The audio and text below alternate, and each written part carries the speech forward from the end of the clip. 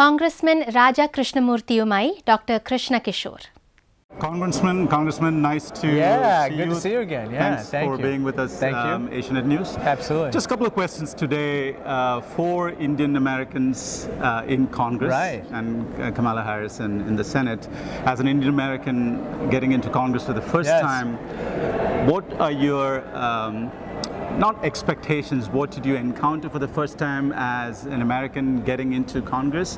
And what are your initial reactions, any surprises, how Congress works? Well, first of all, thank you for having me, and it's wonderful to be able to speak with you. I am one of the four, and we call ourselves, or I call ourselves, the Samosa Caucus. So you're talking to one of the samosas. Yeah. And what can I say? It's an honor to be there. I think it's an indication of the progress that we've made as a community in this country, the Indian American community. And also it indicates, how great the United States is, that it has so many in Congress right now who call themselves Indian American. In terms of going forward, I hope that we make progress on certain issues such as education, which is near and dear to my heart, especially career and technical education. I'm surprised how many people on both sides of the aisle have embraced this concept. My bill, which is called Thompson-Krishnamoorthi, is the longest title bill in Congress, passed not only with bipartisan support, but unanimously through the House of Representatives. That never happens anymore, unfortunately, in Washington. But I'm very hopeful that this type of progress can be made in other areas, but it takes a lot of hard work, and that's what we need to do right now. You had a recent meeting with Prime Minister Narendra Modi on your visit to Delhi, and you were actually born in India. I was born in India. In fact, we had a long one-on-one formal meeting. In fact, there was an interpreter sitting next to me at his official residence. The very first thing I said to him was, I know that you have made the principle of Make in India a big part of your agenda. You should know that I was born in Wellington Hospital, not far from where we're sitting, and so you could say that I was made in India too. And so we had a big laugh about that. Yeah. And India has been making a big diplomatic push to get a permanent seat in the Security Council, and it has not materialized yet. Right.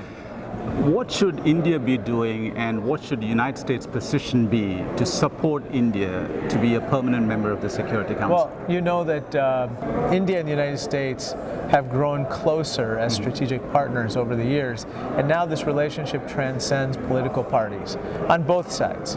And so that's a very, very good thing. I personally think that the United States would benefit from seeing India as a permanent member of the Security Council. Of course, there are other members of the Security Council who unfortunately don't necessarily see it that way. I know that China is one of them. I personally think that India should continue to pursue this seat. As the world's largest democracy, as a growing global economic power and security power, I think that it would be fitting. That being said, India should continue and will continue, I surmise, to be an increasingly influential presence on the world stage, regardless of whether it's on the Security Council or not. And regarding the Trump administration, do you think all the progress that we have made in strengthening ties between India and the United States, is that going to flourish further in the Trump administration? Now, he has made some remarks that India sees as favorable, but do you, sitting in Congress, view that there will be more material progress? Well, I think the proof is in the pudding. Let's see what happens over the coming weeks and months. I think he's made the right statements in general about India.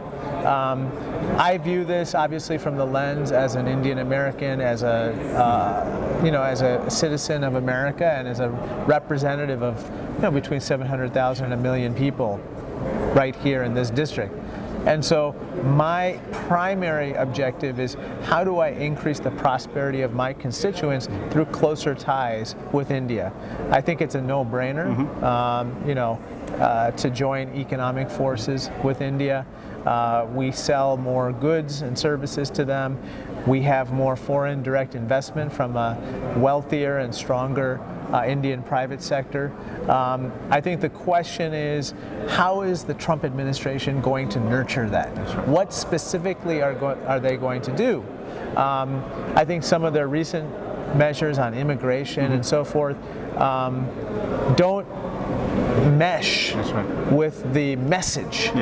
So there's one thing, the tactics and then right. I don't get that. I mean, America is strong when it welcomes the best and the brightest and the hardest working and those yearning to breathe free from around the world, including India. And so why would we ever close our doors on those people? Or why would we ever want to send those people home? See, so these are mixed messages. There is still some anxiety in India, when they hear about new immigration proposals, the new Race Act that the White House has actually approved, the H-1B issue. How do you see that? Because how can we lessen that anxiety? Because it's real. It's real. Going back to what I said about career and technical education, vocational education, we have to develop our indigenous workforce in this country to tackle the skills gap that exists that allows 6 million jobs to go unfilled in this workforce today. That is, private employers can't locate the skills to fill those jobs. Until we're able to train up all of our indigenous resources, our people, and make sure they can take these jobs, we have to fill them. That's right. And that means we have to take the best and the brightest from wherever they come in the world to take these jobs to hopefully someday create more jobs here and to grow businesses here. Those include Indians, just as they might include English or French or Germans or Indians, right? And so the H-1B program was signed into law by Ronald Reagan, a Republican president, who understood that America's diversity is also its strength, that understood that when you welcome some of the best and brightest from India and other countries, they will enrich this country. And that's what's happened over the past 34 years. So if Ronald Reagan figured that out, I think it's time that Donald Trump do the same. And that's what I think. That's the message that I hope he draws. One last question. You are a model for many Indian Americans. You're in the political mainstream now. You're a member of Congress along with Ro Khanna and Pramila Jayapal Menon, Nami Bera. So my question is, what message do you have to Indian Americans out there to be part of our mainstream politics? I think the message is get active, get engaged, vote, make sure that your voice is heard, and maybe take up leadership positions in your community and maybe run for office.